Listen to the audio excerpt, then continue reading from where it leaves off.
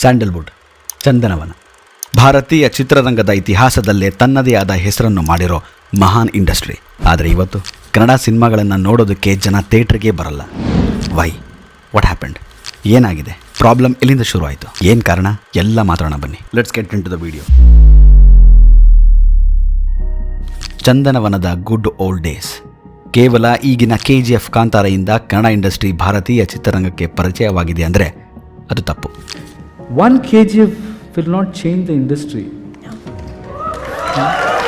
Why was KGF made? ಎಷ್ಟೋ ವರ್ಷಗಳ ಕಾಲ ಸತತವಾಗಿ ಹಲವಾರು ಕೈಗಳು ಶ್ರಮಿಸಿದ್ದಕ್ಕೆ ಚಿತ್ರರಂಗದ ಪತಾಕೆ ಉತ್ತುಂಗಕ್ಕೆ ಏರಿತು. ಆದರೆ ಇವಾಗೇನಾಗಿದೆ?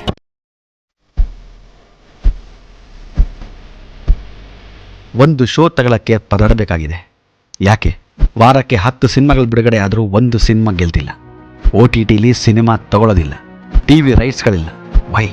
ನೋಡಿ, ಒಂದು ಸಿನಿಮಾಗೆ ಬಹುಮುಖ್ಯವಾದದ್ದು ಕತೆ, ದ ಸ್ಟೋರಿ. ಸೊ ನಮ್ಮಲ್ಲಿ ಒಳ್ಳೆ ಸ್ಟೋರಿ ರೈಟರ್ಸ್ಗಳಿಲ್ವಾ?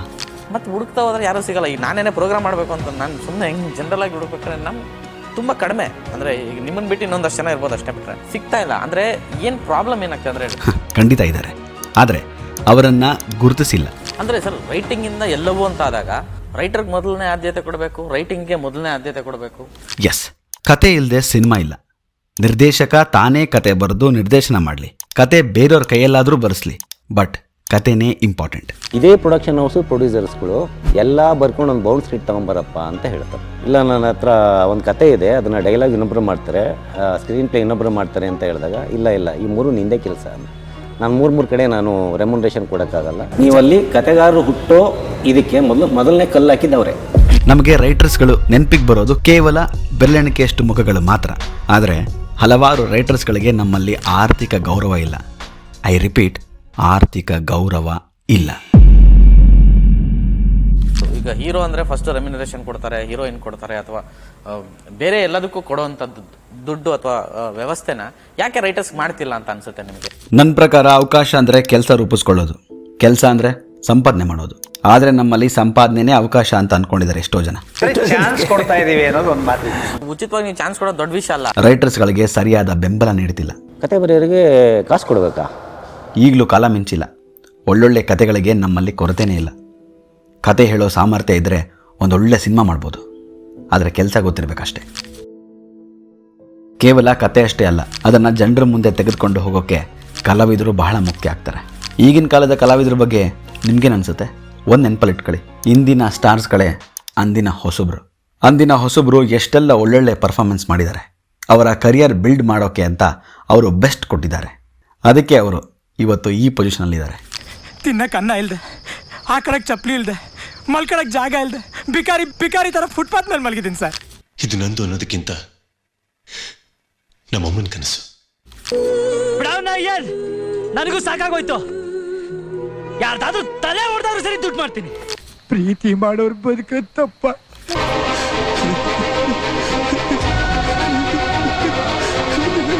ನಾನು ಹೇಗೆ ನೋಡಿದ್ರು ಕಾಣೋದೊಂದೇನೆ, ಎಲ್ರೂ ಒಂದೇ ರೀತಿ ನೋಡ್ಬೇಕನ್ನೋದೇ ನನ್ನ ಆಸೆ.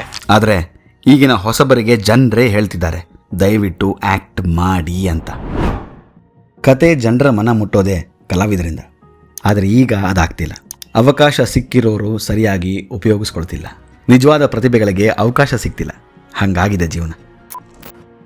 ಇನ್ನು ಜನಗಳು ಕನ್ನಡ ಸಿನಿಮಾ ನೋಡ್ತಿಲ್ಲ ಅಂತ ಮೇಜರಾಗಿ ಎಲ್ಲರ ಕಂಪ್ಲೇಂಟ್. ಅವಾಗಲೂ ಕೂತ್ಕೊಂಡು ನಾನು ಒಂದ್ಸಲ ಬೈತಾ ಇದ್ದೆ ಜನಕ್ಕೆ, ಕನ್ನಡ ಸಿನಿಮಾ ನೋಡಲ್ಲ, ನಮ್ಮ ಜನಗಳು ಬಂದು ಬೇರೆ ಭಾಷೆ ಸಿನಿಮಾಗಳನ್ನೇ ನೋಡ್ತಾರೆ, ಕನ್ನಡ ಸಿನಿಮಾ ನೋಡಲ್ಲ ಅಂತ ನಾನು ಯಾವುದೋ ಇಂಟರ್ವ್ಯೂಲಿ ಮಾತಾಡಿದ್ದೆ. ಆಮೇಲೆ ಕೂತ್ಕೊಂಡು ಒಂದಿನ ನೋಡ್ತಿರ್ಬೇಕಾದ್ರೆ ನನಗೆ ಅನ್ನಿಸ್ತು, ನಮ್ಮ ಕೆಲಸ ನಾವು ಸರಿ ಮಾಡಿಕೊಂಡು ನಾವು ಒಳ್ಳೆ ಸಿನಿಮಾ ಕೊಟ್ಟರೆ ಕನ್ನಡಿಗರು ಯಾವತ್ತೂ ಕೈ ಬಿಟ್ಟಿಲ್ಲ. ಈಗಿನ ನಾವು ಸಿನಿಮಾ ಮೇಕರ್ಸ್ಗಳು ಹುಟ್ಟೋಕ್ಕೂ ಮುಂಚೆಯಿಂದನೂ ನಮ್ಮ ಜನಗಳು ಸಿನಿಮಾ ನೋಡ್ತಿರೋದಕ್ಕೆ ಇವತ್ತು ನಾವುಗಳು ಸಿನಿಮಾ ಮಾಡ್ತಿರೋದು. ಇವಾಗಿನ ಇಂಡಸ್ಟ್ರಿ ಹಿಟ್ಟು, ಬ್ಲಾಕ್ ಬಾಸ್ಟರ್ಸ್ಗಳು, ಆಲ್ ಟೈಮ್ ರೆಕಾರ್ಡ್ಸ್ಗಳು, ಇವೆಲ್ಲ ನಮ್ಮ ಜನಗಳು ಸ್ಯಾಂಡಲ್ವುಡ್ಗೆ ಲೀಲಾಜಾಲವಾಗಿ ಕೊಟ್ಬಿಟ್ಟಿದ್ದಾರೆ. ಸತತ 2.5 ವರ್ಷಗಳ ಕಾಲ ಚಿತ್ರಮಂದಿರಗಳಲ್ಲಿ ಒಂದು ಸಿನಿಮಾ ಆಡಿದೆ ಅಂದರೆ ಅರ್ಥ ಮಾಡ್ಕೊಳ್ಳಿ ಜನ ನಮ್ಮ ಸಿನಿಮಾನ ಎಷ್ಟು ಮೆರೆಸಿದ್ದಾರೆ ಅಂತ. ಎಸ್, ಬಂಗಾರದ ಮನುಷ್ಯ, ಶಂಕರ್ ಗುರು, ಪ್ರೇಮಲೋಕ, ಜನ್ಮದ ಜೋಡಿ, ಮುಂಗಾರು ಮಳೆ, ಯಜಮಾನ, ಆಪ್ತಮಿತ್ರ, ಮಿಲನ, ಚಂದ್ರಚಕೋರಿ. ಅಷ್ಟೇ ಯಾಕೆ ಸ್ವಾಮಿ, ಓಂ, ಸತತ 650ಕ್ಕೂ ಅಧಿಕ ಬಾರಿ ಮರು ಬಿಡುಗಡೆಯಾದರೂ ಈಗಲೂ ಹೌಸ್ಫುಲ್ ಮಾಡೋ ಜನರು ನಮ್ಮ ಸಿನಿಮಾಗಳನ್ನು ಯಾಕೆ ನೋಡಲ್ಲ? ಬಂಡಿ ಕಟ್ಕೊಂಡು ಟ್ರ್ಯಾಕ್ಟರ್ಸ್ಗಳಲ್ಲಿ ಇಡೀ ಊರೇ ಬಂದು ನಮ್ಮ ಸಿನಿಮಾಗಳನ್ನು ನೋಡಿ ಸ್ಯಾಂಡಲ್ವುಡ್ನ ಮೇಜರ್ ಸಪೋರ್ಟ್ ಸಿಸ್ಟಮ್ ಆಗಿರೋದು ನಮ್ಮ ಜನಗಳೇ. ಇಂತಹ ಜನಗಳನ್ನು ಈಗ ನಾವು ಥಿಯೇಟರ್ಸ್ ಕಡೆ ಕರೆಸ್ಕೊಳ್ಳೋದ್ರಲ್ಲಿ ಸೋಲ್ತಿದ್ದೀವಿ ಹೊರತು ಜನಗಳಲ್ಲ. ಜನಗಳು ಸಿನಿಮಾ ನೋಡೋ ರೀತಿ ಬದಲಾಗಿದೆಯಾ ಅಥವಾ ನಮಗೆ ಸಿನಿಮಾ ಮಾಡೋಕ್ಕೆ ಬರ್ತಿಲ್ವಾ? ನೋಡಿ, ನಾವು ಜನಗಳಿಗೆ ಅಂತ ಸಿನಿಮಾ ಮಾಡೋದು.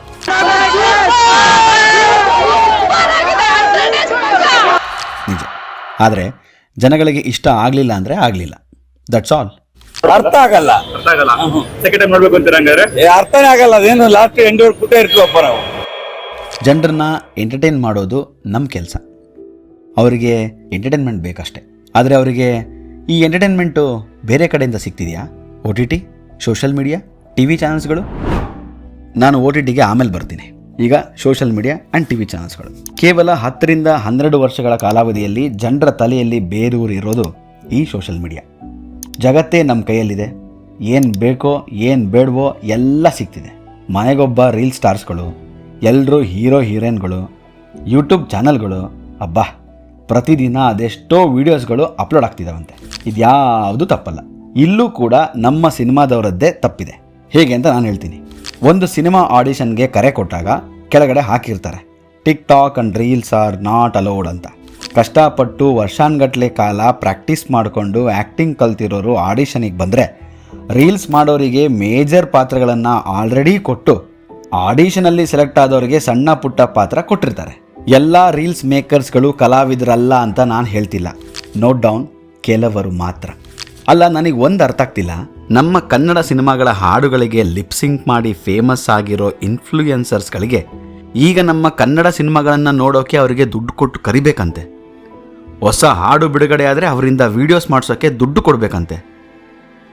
ಅವರು ಹೇಳಿದ್ರೆ ಜನ ಥಿಯೇಟ್ರಿಗೆ ಬಂದು ಸಿನಿಮಾ ನೋಡ್ತಾರಂತೆ. ಎಂಥ ವಿಪರ್ಯಾಸ ನೋಡಿ ನಮ್ಮದು. ಎಂಟರ್ಟೈನ್ಮೆಂಟ್ಗೂ ಫೇಮಸ್ಗೂ ತುಂಬ ವ್ಯತ್ಯಾಸ ಇದೆ. ಬರೀ ಫೇಮಸ್ ಆದವರನ್ನು ಪರಿಗಣನೆಗೆ ತಗೊಳ್ಳೋದನ್ನು ನಿಲ್ಲಿಸಬೇಕು. ನಮ್ಮ ನಿರ್ದೇಶಕರುಗಳು, ನಿರ್ಮಾಪಕರುಗಳು ಇದನ್ನು ಕನ್ಸಿಡರ್ ಮಾಡಲೇಬೇಕು. ಇನ್ನು TV ಚಾನಲ್ಸ್ಗಳು ವಾರ ಪೂರ್ತಿ ಧಾರಾವಾಹಿಗಳದ್ದೇ ಹಾವಳಿ. ವಾರಾಂತ್ಯಕ್ಕೆ ರಿಯಾಲಿಟಿ ಶೋಗಳು. ಸೀರಿಯಲ್ಸ್ಗಳಲ್ಲೂ ಇದೇ ತಪ್ಪುಗಳೇ. ಮತ್ತದೇ ರೀಲ್ಸ್ಗಳಲ್ಲಿ ಫೇಮಸ್ ಆದವರೇ ಈಗಿನ ಸೀರಿಯಲ್ಸ್ಗಳ ಮುಖ್ಯ ಕಲಾವಿದರಂತೆ. ಅವರೇ ರಿಯಾಲಿಟಿ ಶೋಗಳ ಕಂಟೆಸ್ಟ್ಗಳಾಗ್ತಾರಂತೆ. ಸೀರಿಯಲ್ಸ್ಗಳಿಗೂ ಒಂದು ಲೆಗಸಿ ಇದೆ. ಈಗಿನ ಕೆಲವು ಸ್ಟಾರ್ಸ್ಗಳು ಧಾರಾವಾಹಿಗಳಿಂದನೇ ಬಂದಿದ್ದು. ಆದರೆ ಕೆಲವಷ್ಟು ಧಾರಾವಾಹಿಗಳ ಬಗ್ಗೆ ಅಷ್ಟೇ ನನ್ನ ಮಾತು. ಅಲ್ಲ, ಈ TV ಚಾನಲ್ಸ್ ಅವರಿಗೆ ಗೊತ್ತಾಗೋದು ಬೇಡವಾ? ಅವರು ಮಾಡೋ ರಿಯಾಲಿಟಿ ಶೋಗಳ ಕೊನೆಯ ಅಂತಿಮ ವೇದಿಕೆನೇ ಸಿನಿಮಾ ಅಂತ. ಈಗ ನೋಡಿ, ಸಿಂಗಿಂಗ್ ರಿಯಾಲಿಟಿ ಶೋ ಅಲ್ಲಿ ಗೆದ್ದು ಪ್ಲೇಬ್ಯಾಕ್ ಸಿಂಗರ್ ಆಗೋದು ಎಲ್ಲಿ? ಸಿನಿಮಾದಲ್ಲೇ. ಕಾಮಿಡಿ ಮಾಡೋರು ಎಲ್ಲಿ ಸೇರಬೇಕು? ಸಿನಿಮಾಗೆ. ಡ್ಯಾನ್ಸ್ ಮಾಡೋರು ಎಲ್ಲಿಗೆ ಬರ್ತಾರೆ? ಒಬ್ಬ ನಟಿ ಮಹಾನಟಿ ಆಗೋದು ಎಲ್ಲಿ? ನಿಮ್ಮೆಲ್ಲ ರಿಯಾಲಿಟಿ ಶೋಗಳ ಉದ್ದೇಶವೇ ಸಿನಿಮಾ ಮೇಲಿನ ಆಸೆ. ಅಂಥದ್ರಲ್ಲಿ ನೀವುಗಳು ಚಿತ್ರರಂಗಕ್ಕೆ ಜೊತೆಯಾಗಿರಬೇಕೇ ಹೊರತು ಬೇರೆ ಆಗಲ್ಲ. ನಿಮ್ಮ ಈ ಶೋಸ್ಗಳಿಂದಾನೇ ಜನಗಳು TV ಬಿಟ್ಟು ಎದ್ದು ಹೊರಗಡೆ ಬರ್ತಿಲ್ಲ. ಅಂತಹ ಶೋಸ್ಗಳ ಮಧ್ಯೆ ಬಿಡುಗಡೆ ಆಗ್ತಿರೋ ಚಿತ್ರಗಳ ಬಗ್ಗೆ ಪ್ರೋಗ್ರಾಮ್ ಮಾಡಿ. ಅಟ್ಲೀಸ್ಟ್ ಹೊಸಬರು ಬದುಕ್ತಾರೆ. ಕಲಾವಿದರನ್ನ ಹುಡುಕೋ ಪ್ರಯತ್ನ ಮಾಡಿ. ಇದರ ಮೇಲೂ ಕನ್ನಡ ಸಿನಿಮಾಗಳಿಗೆ TV ರೈಟ್ಸ್ ಇಲ್ವಂತೆ. ನಾನು ಏನು ಈಗ ಒಂದು ಪೈಸಾ ಉಡ್ತಾ ಇಲ್ಲ ಕಣೋ. ಯಾವ ಸ್ಯಾಟಲೈಟ್, ಯಾವ ಡಿಜಿಟಲ್ ಏನು ಆಯ್ತಿಲ್ಲ.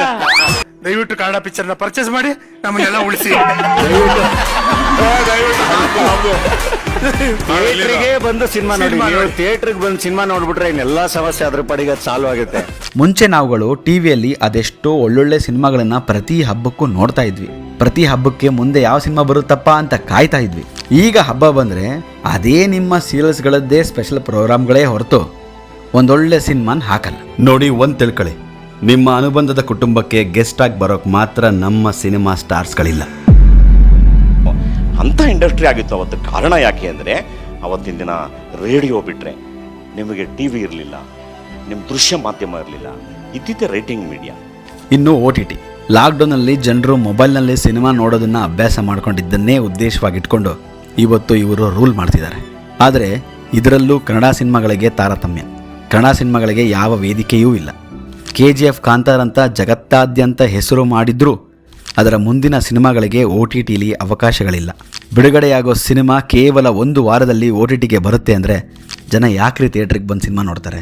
ಇದಕ್ಕೆ ಚೇಂಬರ್ ಅವರು ಒಂದು ಡಿಸಿಷನ್ ತಗೋಬೇಕು. ಎಲ್ಲ ಸಿನಿಮಾಗಳಿಗೂ ಒಂದು ನಿಗದಿತ ಕಾಲಾವಧಿ ನೀಡಬೇಕು. ಅದರ ಒಳಗಾಗಿ ಯಾರೂ OTTಗೆ ಸಿನಿಮಾ ಕೊಡಬಾರ್ದು ಅಂತ. ಹಿಂಗೆ ಮಾಡೋದ್ರಿಂದ ಅಟ್ಲೀಸ್ಟ್ ಸ್ವಲ್ಪ ಜನ ಆದರೂ ಥಿಯೇಟ್ರ್ ಕಡೆ ಮುಖ ಮಾಡ್ತಾರೆ ಅನ್ನೋ ನಂಬಿಕೆ. Support system. ಇನ್ನು ಹೊಸಬ್ರು, ಅವರಿಗೆ ಸಪೋರ್ಟಿವ್ ಸಿಸ್ಟಮ್ ಇಲ್ಲದೆ ಒದ್ದಾಡ್ತಾ ಇದ್ದಾರೆ.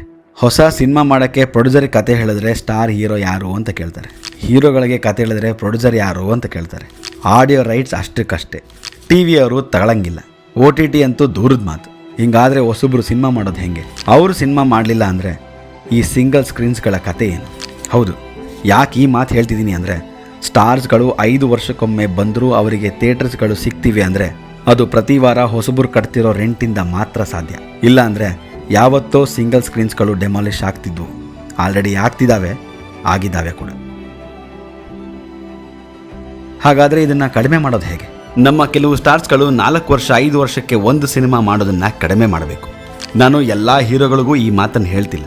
ಎಲ್ಲರೂ ಹೊರಗಡೆ ಹೋದರೆ ಇಲ್ಲಿರೋರು ಯಾರು? ಬೇರೆ ಚಿತ್ರರಂಗಕ್ಕೆ ಕಾಂಪಿಟೇಷನ್ ಕೊಡೋಕ್ಕಿಂತ ಮುಂಚೆ ನಮ್ಮ ಇಂಡಸ್ಟ್ರಿ ಪರಿಸ್ಥಿತಿನ ಸ್ವಲ್ಪ ನೋಡಬೇಕು. ನೀವು ಕಾಂಪಿಟೇಷನಲ್ಲಿ ಗೆದ್ದರೆ ಸೆಲೆಬ್ರೇಟ್ ಮಾಡೋಕೆ ಇಲ್ಲಿ ಯಾರೂ ಉಳಿದಿರಲ್ಲ. ಬೇರೆ ಭಾಷೆ ಹೀರೋಗಳ ಥರ ನಮ್ಮಲ್ಲೂ ಹೊಸಬರ ಚಿತ್ರಕ್ಕೆ ಪ್ರೊಡ್ಯೂಸ್ ಮಾಡಬೇಕು. ಹೊಸಬರ ಸಿನಿಮಾಗಳನ್ನು ಸ್ಟಾರ್ಸ್ಗಳು ಥಿಯೇಟ್ರಿಗೆ ಬಂದು ನೋಡಬೇಕು. ಕೇವಲ ನಿಮಗೆ ಪರಿಚಯ ಇದ್ದವ್ರ ಸಿನಿಮಾಗಳನ್ನು ನೀವು ಥಿಯೇಟ್ರಿಗೆ ಬಂದು ನೋಡೋದನ್ನು ಬದಲಾಯಿಸ್ಕೊಳ್ಬೇಕು. ಸಿನಿಮಾಗಳ ಬಗ್ಗೆ ತಮ್ಮ ಸೋಷಲ್ ಮೀಡಿಯಾದಲ್ಲಿ ಬರ್ಕೋಬೇಕು. ಹೊಸ ತಂಡಗಳ ಜೊತೆ ಕೊಲಾಬ್ರೇಷನ್ ಆಗಬೇಕು. ನಮ್ಮಲ್ಲಿ ಕೆಲವರು ಹೊಸಬರಿಗೆ ಅಂತ ಪ್ರೊಡ್ಯೂಸ್ ಮಾಡ್ತಿದ್ದಾರೆ, ಆದರೆ ಆ ಕೆಲವರು ಎಷ್ಟು ಸಿನಿಮಾಗಳಿಗೆ ಅಂತ ಪ್ರೊಡ್ಯೂಸ್ ಮಾಡೋಕ್ಕೆ ಸಾಧ್ಯ? ನಾನು ಗೆದ್ದೆ, ನಂದೊಂದೇ ಸಿನಿಮಾ ಅನ್ನೋದನ್ನು ಬಿಡಬೇಕು. ಚಿತ್ರರಂಗ ಒಂದು ಕುಟುಂಬ ಅನ್ನೋದನ್ನು ಮರಿಬಾರ್ದು. ಯಾವನ್ಗಾರು ಒಬ್ಬನಿಗೆ ಥಿಯೇಟ್ರ್ ಕೊಟ್ಟಿಲ್ಲ ಅಂದ್ರೆ ಎಲ್ಲ ಸಿನಿಮಾ ರಂಗ ಒಟ್ಟಿಗೆ ಹೋಗಿ ನಿಂತ್ಕೊಂಡು ಥಿಯೇಟ್ರ್ ಮುಂದೆ ನಿಂತ್ಕೊಳ್ರಿ, ನಿಮ್ಗೆ ಎಷ್ಟು ಸಪೋರ್ಟ್ ಸಿಗುತ್ತೆ ನೋಡಿ. ತಿಂಗಳಿಗೆ 2 ಸಿನಿಮಾಗಳನ್ನು ಸ್ವತಃ ನೀವೇ ಆಯ್ಕೆ ಮಾಡಿ ಜನಗಳ ಜೊತೆ ಹೊಸಬರ ಸಿನಿಮಾಗಳನ್ನು ನೋಡಿ. ಈ ಟೈಮ್ ಟೇಬಲ್ನ ಎಲ್ಲ ಸ್ಟಾರ್ಸ್ಗಳು ಹಾಕ್ಕೊಳ್ಳಿ. ನಿಮ್ಮನ್ನು ನೋಡೋಕ್ಕಾದರೂ ಜನ ಸೇರ್ತಾರೆ.